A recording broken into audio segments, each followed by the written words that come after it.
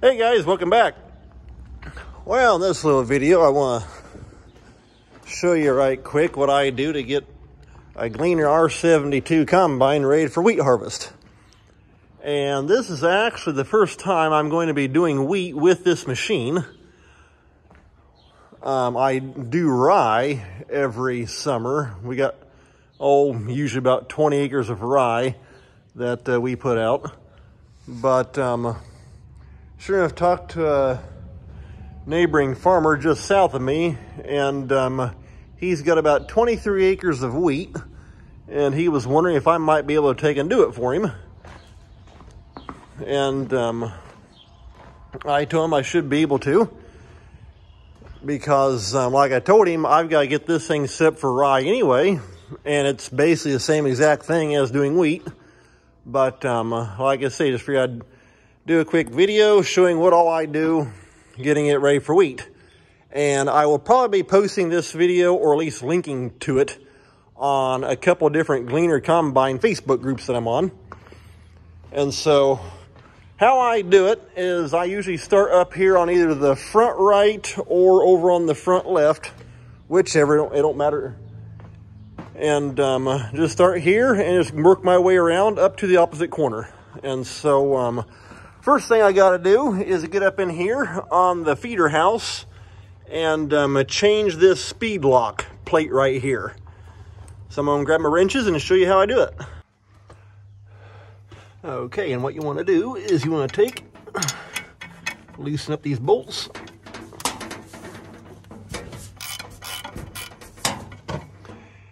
If you have the setting just right, you can get to all three bolts without turning it.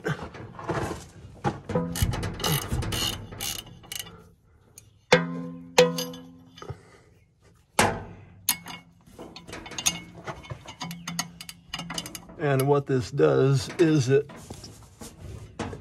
well, you know how when you switch over to corn, you can speed and slow your corn head up and down. Well, this just locks it so that your bean head cannot speed up. You want it slowed all the way down. And you just give that you can see these notches. Give that a turn. Like that. And it locks it down.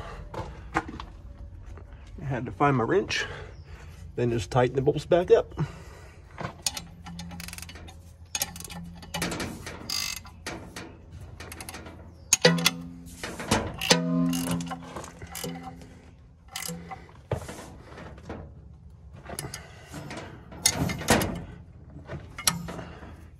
And actually here a couple years ago, there we go. I actually took this piece out of here, and let me tell you something, it's heavy, but that's a variable speed in there. And right back, that line right there is the oil line going in. No, this line is the oil line going into, that's a grease tube. And I took that all apart and I rebuilt it with new O-rings and seals. And then I put a new bearing on the back side here. And so, but anyway, that's got that ready to go. And so now we're going to move on around. All right, next step is chopper speed. Now, normally if you're outside or something like that, you can simply just take and put the auger out and raise up this panel. But since we're here in the shed, I'm not going to do that. I've already lashed it. I can't get it to go out like that, and so that works good enough. Now, I'm not sure if you're going to be able to see or not on camera, but you guys take and stick this pry bar. There's a little round, like little tube hook up in there on the belt tensioner, and so you just want to shove it forward like that. Okay, now that's got the belt loosened up. And like I said, I'm not too sure how well you can see in here.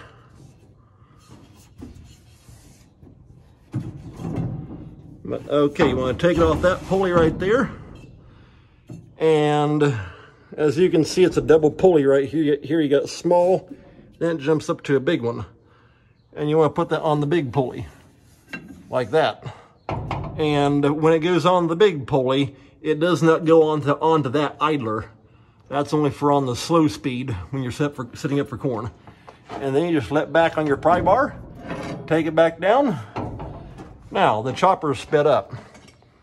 Now one thing I'm not going to do that I normally put in when I harvest rye is right up there are the chopper knives. Grab my pry bar here. There we are, right there. And you put them in to make it a chop finer. However, the guy that wants me to combine wheat for him, go ahead and lash that back down, asked me to leave those out because he said he'll be going along with his big V rake and he may rake up some of the straw and bale it, possibly. And so I told him that's fine, no big deal, I can leave them out. It don't make any difference to me. And so I'm not going to put those in. However, when I go to harvest rye, I will be putting them back in because I want chopped fine for rye. And the next thing I've got to do is this belt setting right here. This is what drives the straw spreader.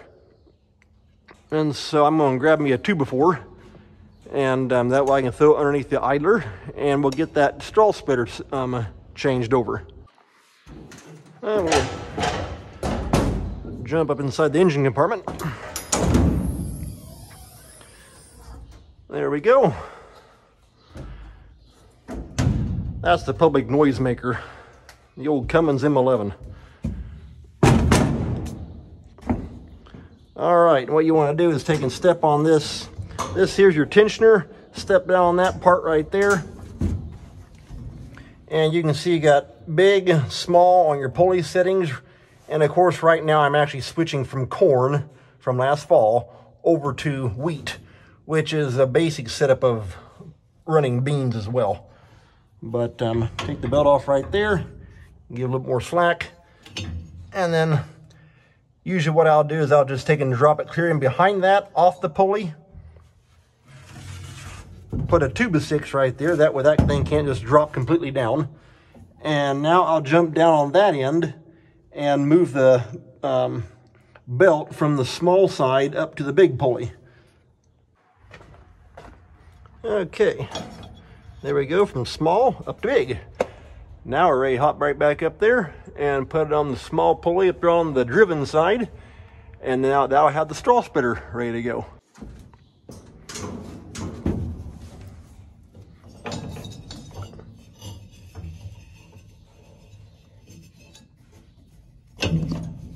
Okay, there we are on the small side.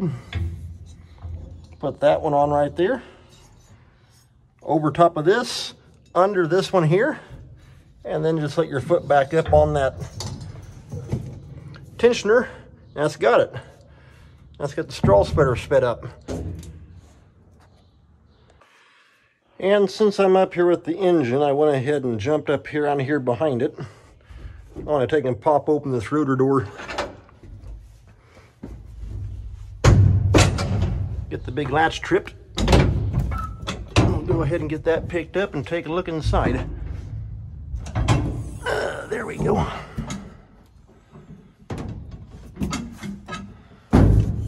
And there we are.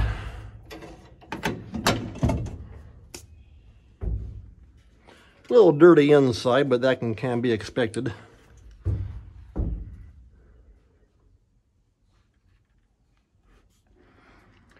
And actually, here several years ago, I took and completely revamped this thing. If you're familiar with Gleaners, they on the rotor drums, they have these rasp bars right there.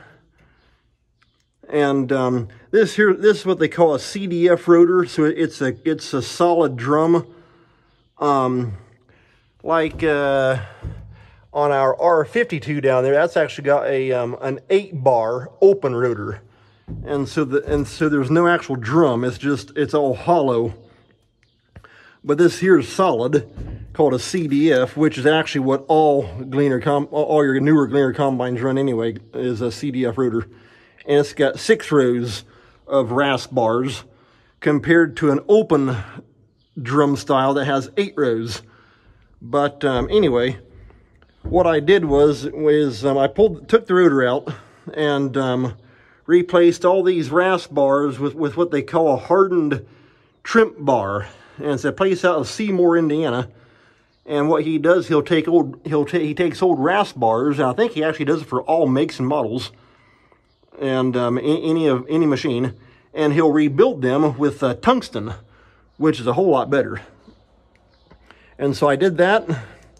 They also run what's called a reverse bar, and so you can see how these here, the angle sitting like this.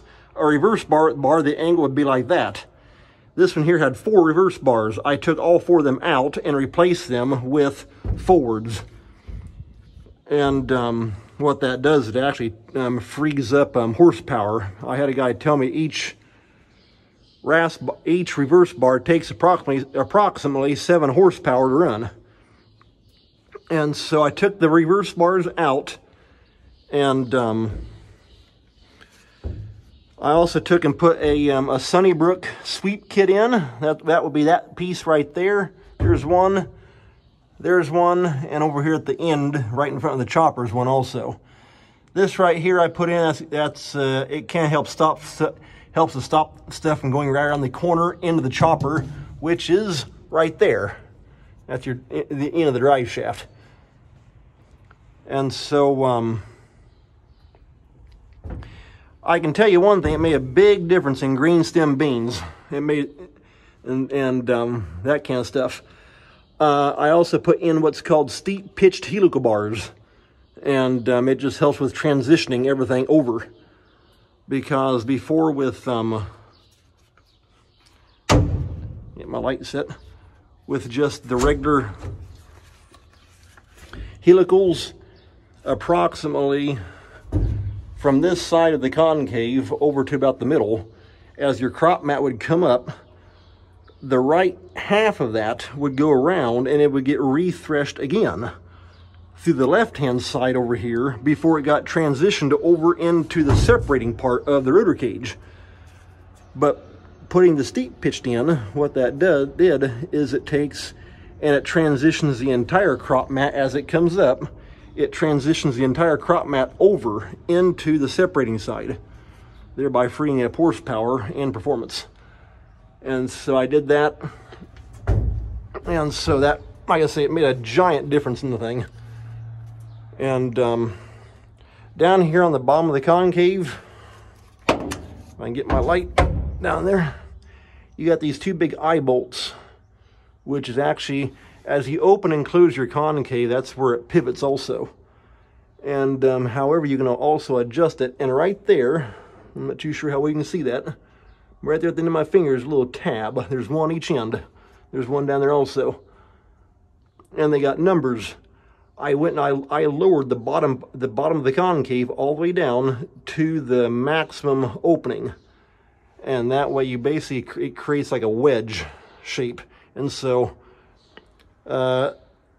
here's your rotor. It's kind of rounded, and this part over here is your concave. And so I got the bottom part opened up, and so when you tighten it down, it's tighter at the top and a little bit wider at the bottom, and so it creates like a wedge shape. And that really made a big difference in beans and also in corn as well, as far as not much actual cracking the corn. Here on the separating grate, get my light back out of here. There we go. When we got this machine back in 2018, it had these little round wires in here, and it had them in every hole. Well, what that, in fact, right there's a good example. So you got some corn shucks in there. But you can see on this one right here, there's 2 wires. And I think I actually left them in there. There was an odd number in there, so I left 2 side by side. But I cut every other wire out, and that opened it up. And it just allows, as your crop mat comes up over the concave, it goes up, over, down the front side, and across the separating grate right across here. And it just opens up to allow more stuff to go through down into the distribution augers, which drops it down onto the shoe. And so, yeah, like I said, that's just some of the things I've done as far as modifications.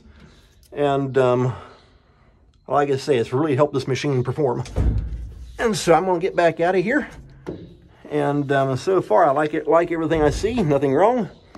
I do know here a while back I did have some trouble up on the front of the cage with some actual, in the cage wall itself. I actually went and braked on me.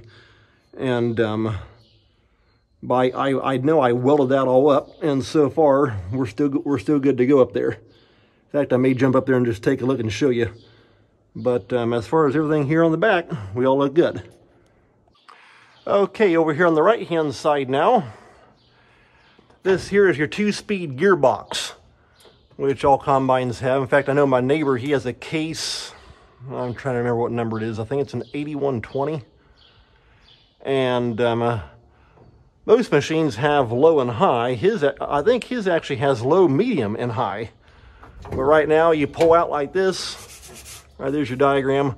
Toward the outside is low, and you push in. And sometimes you got to take and roll your big drum back and forth here. There we go. Okay, that shoved the gearbox over. Now we're in high range. You're in a high range for soybeans, wheat, and rye, and any other small grains. I can tell you one thing, I'm glad the engine does the driving and not my arms. That thing pulls hard. Okay, well, that's got the rotor kicked up in the high range over there, and so that's what you want. Now we're going to jump on up here onto the right side of the throat. Next thing you're going to want to do is change this belt setting here. And what this does is it trips since it got the hydraulic speed part on the head drive slowed down over on the left side, we want to take and change this belt setting. And most people take and pull this big panel off. I found you can simply change the belt without needing to take that off. It just saves time. But what this does is it manually speeds up the feeder house chain without speeding the head itself up.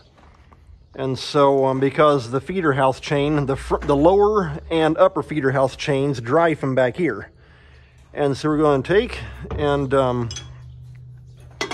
this here's on the tensioner. Right there it is. That's the tensioner.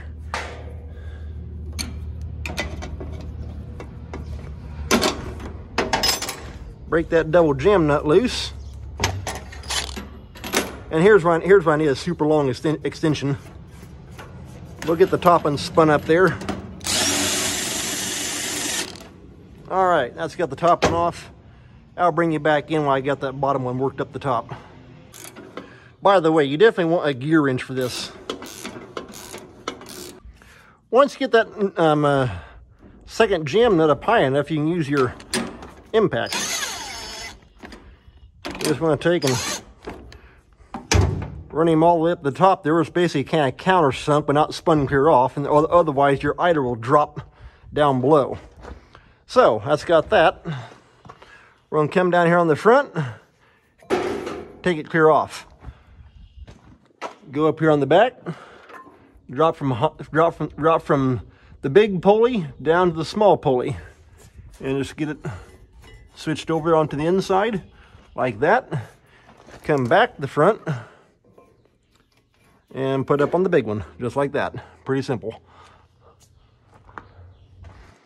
Also, another thing, on these blocks right here, this here's what you can actually set your feeder house drums. You can raise them up. Right now it's in the grain position, or you can take, right there it says corn, you can take and flip that up and it would actually raise the drum up a little bit to make more room for corn. What I've actually been doing now for the past several years is I actually leave it in the grain position. And what it does is it allows the drum to actually ride up higher for corn, that kind of stuff. And I may jump up underneath behind the hydro and show the feeder for modification that I did this thing also here a couple years ago as well. But yeah, like I say, that's how you take and change that belt drive. Now I'm going to take and spin this down as far as I can with my impact. All right, that's got it. Now I'm just going to take and crank him on down the rest of the way with my gear wrench. Okay guys, that's got all the adjustments set from corn over to small grain or wheat, beans, rye, that basic setting. And so I'm going to show you right quick on the tail on the shoe. All right, here's up underneath the tail of it. Gotta take and drop this back piece down, and of course right there's your chaffer and your sieve. And get my light back up here again. There we go. And as you can see right there, I've got it marked R for rye, B for beans, and C for corn. We're going to take and open that up all the way, and it'll let the old corn cobs and anything that might still be in there fall through, for the most part. Set my light right there. Then here on the sieve, take and open that thing up all the way, let corn cobs fall through. And looks like those markings are a little bit more kind of scuffed up.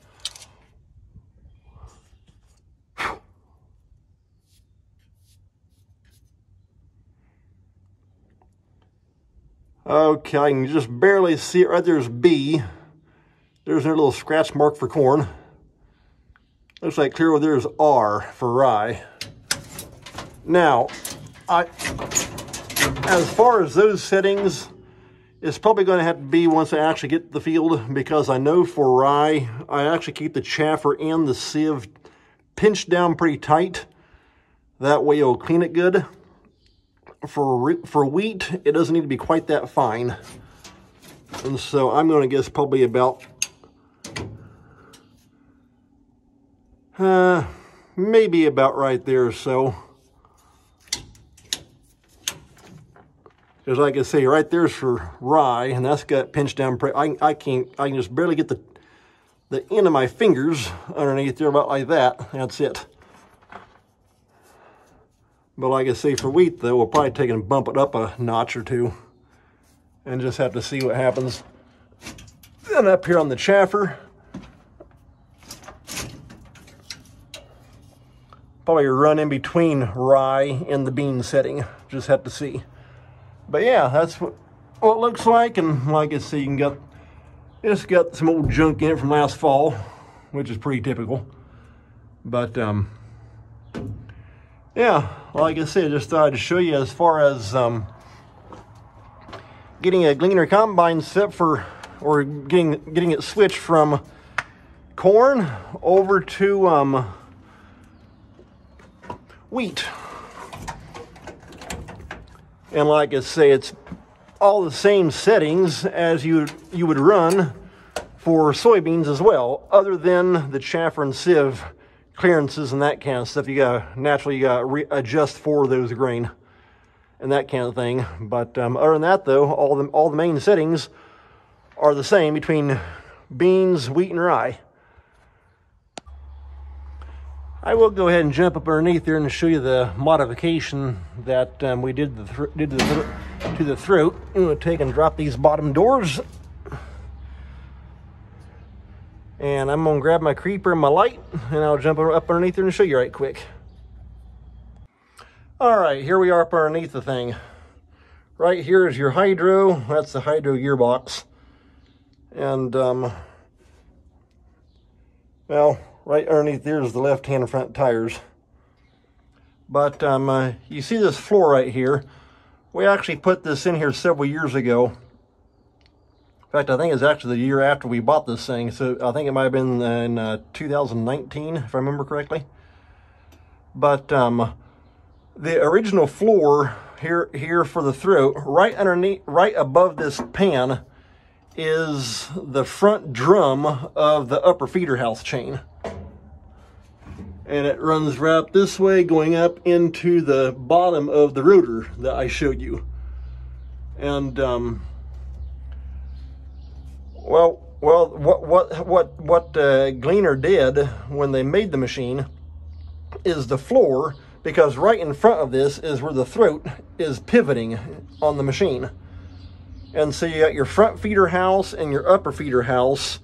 That's pretty much where they meet at. And what they had done on this part of the floor, they had actually put like a hump in the floor before it began to transition up. Well, all that did was create a big choke point, and we always had trouble with it plugging the first year we had it. And so a place out of North Dakota, the guy, he makes these things. It's called the Dan Hurt feeder floor modification.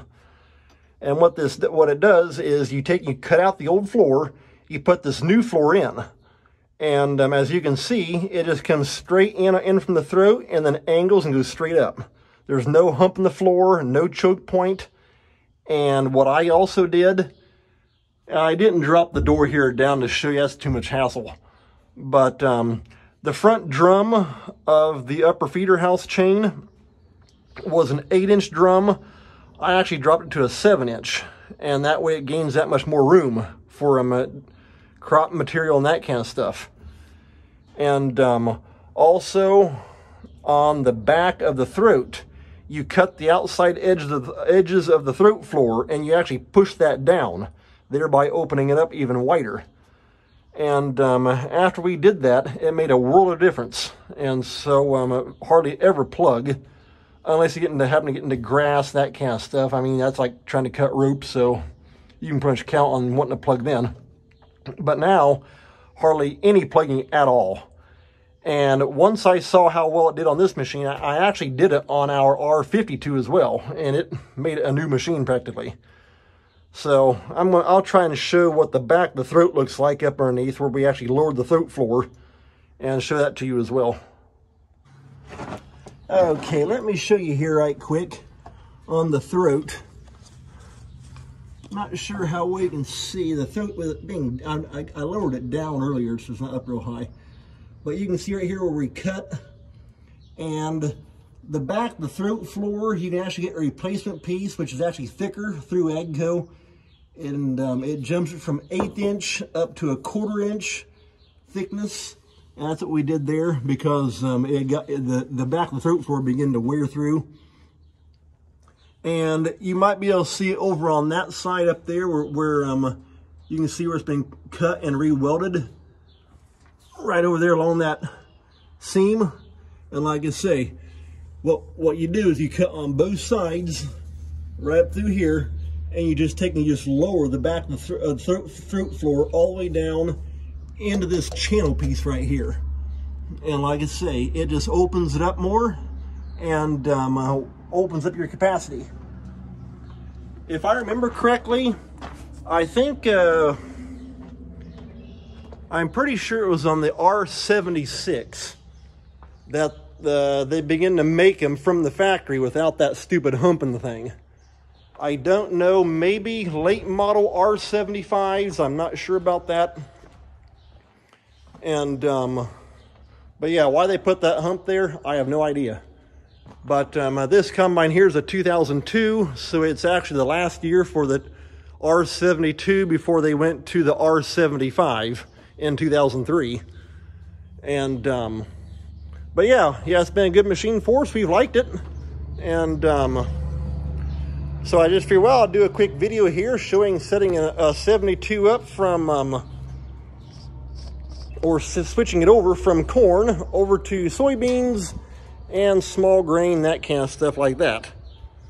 And so I think I'm going to call that an end of this video. So take care. Thanks for watching. We'll see you next time.